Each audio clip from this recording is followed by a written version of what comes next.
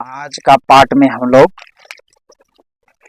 सीखेंगे shall have, will have का प्रयोग। शैल हैव और विल हैव का प्रयोग। शैल हैव और विल हैव का प्रयोग। आज का पार्ट में हम लोग यही सीखेंगे, शैल हैव और विल हैव का प्रयोग। चलिए सबसे पहले हम लोग लिखेंगे, जिस हिंदी वाक्य में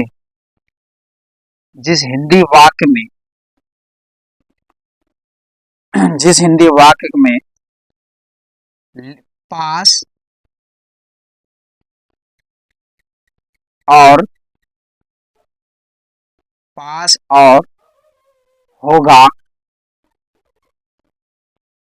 होगा होंगे होंगी लगा रहे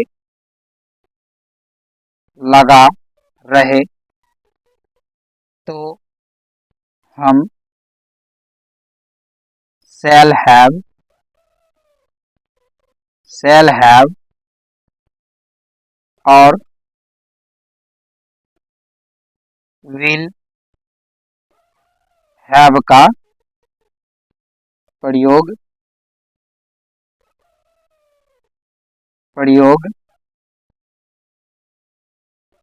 करेंगे। जिस हिंदी वाक्य में पास और होगा, होंगे, होंगी लगा रहे, पास भी होना चाहिए और ये सब भी होगा, होंगे, होंगे, ये सब अंत में वाक्य के अंत में रहेगा। जैसे एग्जाम्पल देंगे ना, अभी आपको समझ में आ जाएगा। चलिए पहले एग्जाम्पल देते हैं। एग्जाम्पल देते हैं सबसे पहले। जैसे मेरे पास एक कार होगा। मेरे पास एक कार होगा। देखिए पास हुआ और अंतिम में क्या होगा है कि नहीं। मेरे पास मतलब पास भी लगा हुआ है और होगा, होंगे, होंगी लगा, लेकिन पास जो है सब में लगा रहेगा, लेकिन अंतिम में होगा, होंगे, होंगी लगा रहेगा। तो समझ लीजिए उसमें हम शैल हैव और विल हैव का प्रयोग करेंगे। इतना हम लोग सीख गए। चलिए अब हम लोग जानेंगे कि कौन सा सब्जेक्ट में कौन चीज लगेगा। चलिए आई के साथ शैल हैव, आई के साथ क्या लगेगा? Shall have. यू के साथ क्या लगेगा? Will have. उसके बाद ये आई के साथ शैल हैव और यू के साथ विल हैव और नाम के साथ विल हैव। इट के साथ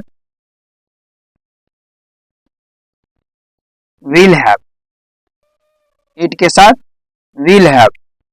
उसके बाद सी के साथ विल हैव। ही के साथ विल हैव। ध्यान से देखिए किसके साथ क्या लग रहा है। आई के साथ शैल हैव, यू के साथ विल हैव, नेम के साथ विल हैव, इट के साथ विल हैव, सी के साथ विल हैव, ही के साथ विल हैव।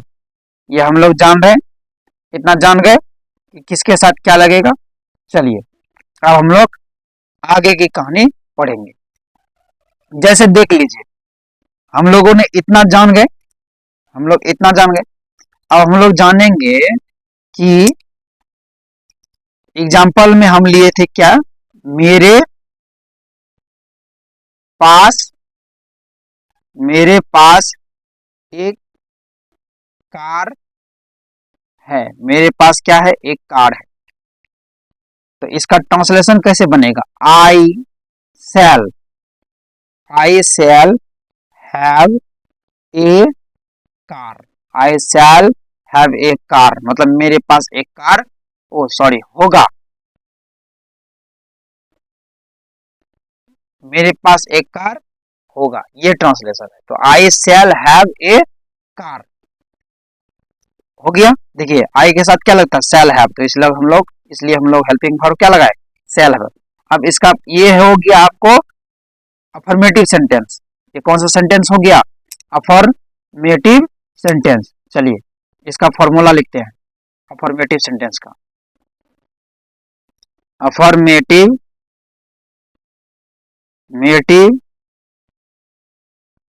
सेंटेंस का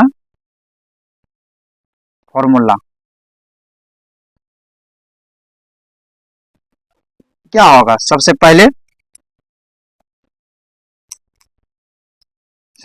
क्या होगा? सब्जेक्ट होगा, क्योंकि हम लोग सब्जेक्ट लिखे हैं।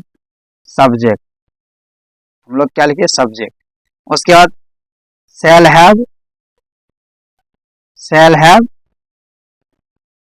या विल हैव। शैल हैव या विल हैव प्लस ऑब्जेक्ट। यही है इसका फॉर्मूला। यही है इसका क्या formula? Subject plus shall have will have plus object. ये है आप इसका फॉर्मूला। चलिए इतना जान गए। अब हम लोग जानेंगे नेगेटिव सेंटेंस। कौन सा सेंटेंस? ये अफर्मेटिव सेंटेंस था। ये क्या था? अफर्मेटिव सेंटेंस था। अब हम लोग जानेंगे नेगेटिव सेंटेंस। क्या जानेंगे हम लोग? Negative sentence. Negative sentence English में बने रहिए, मजबूत बना देंगे, टेंशन मत लीजिए। Negative sentence. तो नेगेटिव सेंटेंस का एक एग्जांपल लेते हैं। पहले एग्जांपल लेते हैं। मेरे पास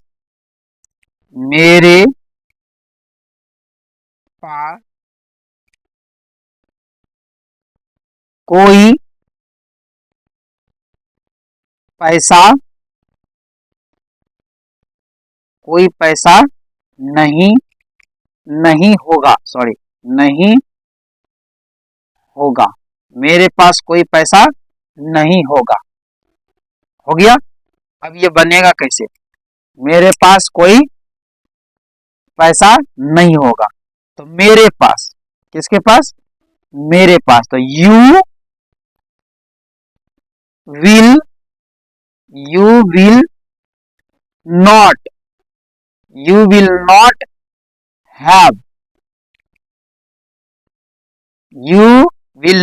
हैव एनी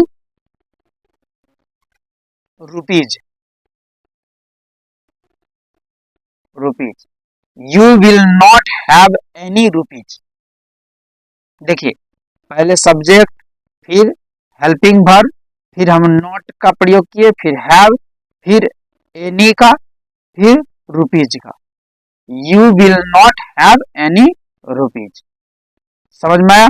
चलिए अब इसका जो है हम लोग बनाते हैं फॉर्मूला। क्या बनाएंगे? फॉर्मूला। इसका फॉर्मूला क्या होगा? इसका फॉर्मूला होगा सब्जेक्ट प्लस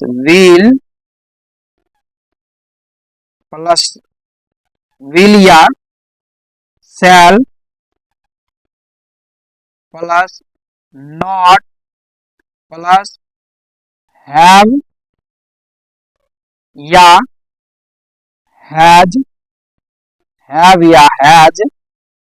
प्लस ऑब्जेक्ट।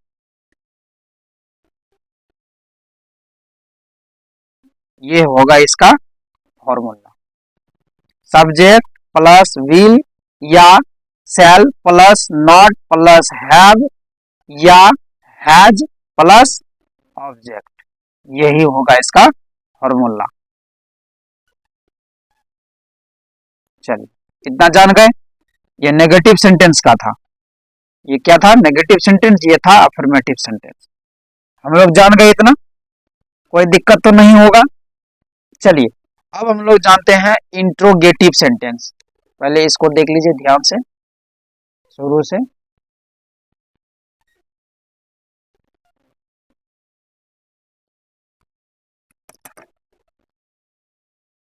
देख लिए। चलिए अब हम लोग सीखेंगे इसी का इंट्रोगेटिव सेंटेंस। क्या सीखेंगे हम लोग? Interrogative sentence. INTROGATIV interrogative sentence.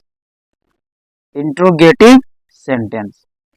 अब हमें इसका इंट्रोगेटिव सेंटेंस जानते हैं। इंट्रोगेटिव सेंटेंस जानने तो हमको पहले एग्जांपल लेना पड़ेगा। एग्जांपल लेंगे तो फॉर्मूला आसान तरीका से बन जाता है। तो देखिए, क्या क्या क्या तुम्हारे क्या तुम्हारे पास क्या तुम्हारे पास कोई कोई कार नहीं होगा? कोई कार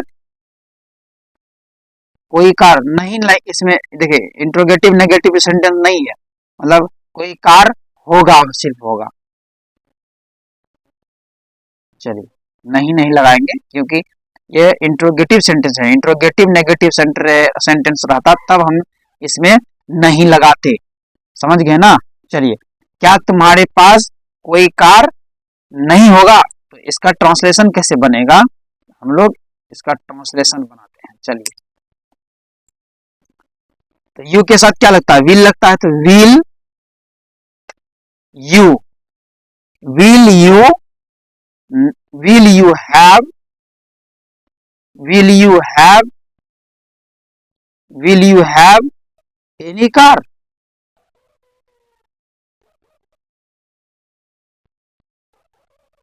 प्रश्न पूछा है तो प्रश्नवाचक का चिन्ह।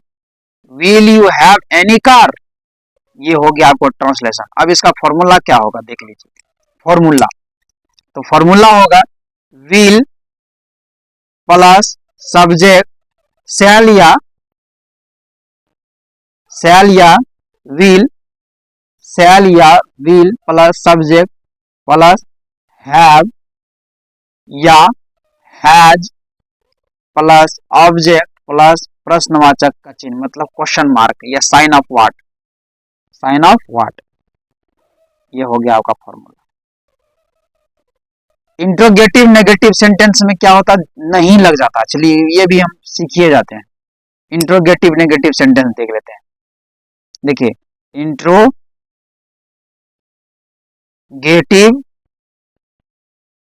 नेगेटिव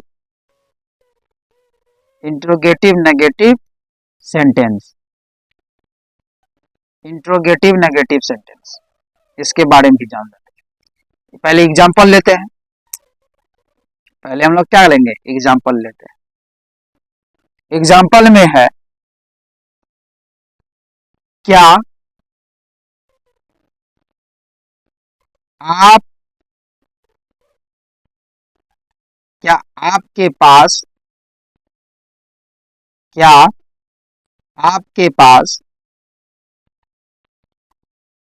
आपके पास कोई कार नहीं होगा?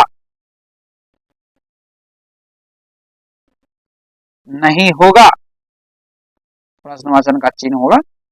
क्या आपके पास कोई कार नहीं होगा? तो इसका ट्रांसलेशन क्या बनेगा? चलिए इसका ट्रांसलेशन बनाते हैं। तो विल लगेगा क्योंकि आपका भी इंग्लिश यू ही होता है। Will you not have